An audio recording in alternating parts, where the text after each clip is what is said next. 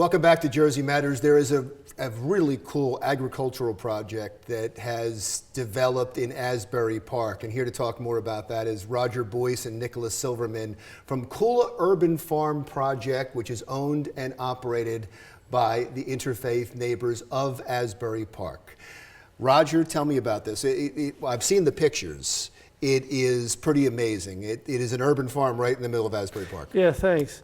Well, one of the reasons we're doing this is really three things. It's education and community development, job training, and availability of fresh food.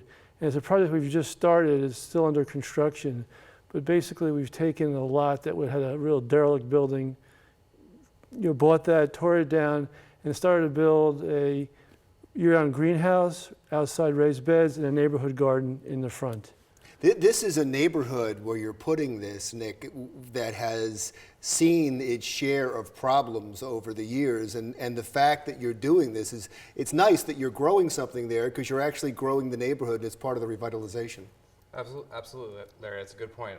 Before the race riots of the 1970s, Springwood Avenue was a thriving commercial corridor with all kinds of shops and stores, and the farm will hopefully be part of a larger revitalization effort to bring more businesses and activity back to that part of Asbury Park. Right, it was a thriving neighborhood that was ripped apart by riots. Yeah, it was a great commercial corridor, and we're really confident it's going to make a difference. I mean, you can't even spend outside for 10 minutes of somebody coming by and asking a question. It's just beautiful to see people come by, inquire, want to know what's going on. So it's a great way to bridge community and develop a real good connection. And what a great metaphor it is. I mean, to be growing from the ground up and to have new life it's in a beautiful the area. metaphor, beautiful. And these urban farms, they are so important to communities for so many reasons. You mentioned job training, you mentioned education, but there are many urban areas where the diet of some of the people that live in those areas, they don't get the nutrients they should be getting. They're getting fast food and sugary drinks, and there's not enough stores or fresh fruit and produce in some of these neighborhoods. Here you have people growing it for themselves. That must be part of the goal. That is definitely part of the goal. We plan on selling our produce to local residents via farm stand or area stores, and be able to accept SNAP EBT benefits as well, and try to give people the means to feed themselves with a healthy, nutritious diet, and stay away from the junk food that you mentioned. And be part of growing it. Yeah, absolutely. Yeah, absolutely. So are you going to be hiring from the community? We have hired actually quite a few community members in the construction and building of the project. It's mostly a job training program. We have another program called the Kula Cafe, which is a hospitality training program. So this is going to expand that program. So it's really focused as job training, even though as opportunities come up to hire local residents, we do all the time. We've just had several weeks of work for local folks. And we have a lot of ideas that will develop that in the future that probably will happen. But the focus for now is the job training part of the program.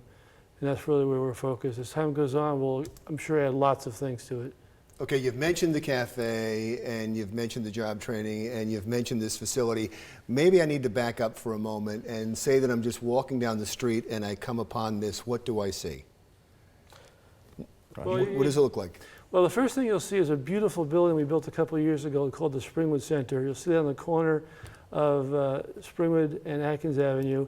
And then right behind it, you'll see this beautiful greenhouse, which is the year-round growing, plus all the stuff that's growing outside.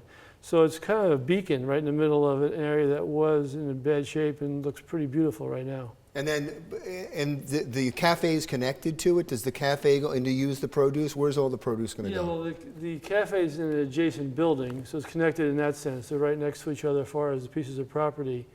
The food that we produce will be sold to local restaurants, and also we'll use it in the cafe as well. What is Interfaith Neighbors?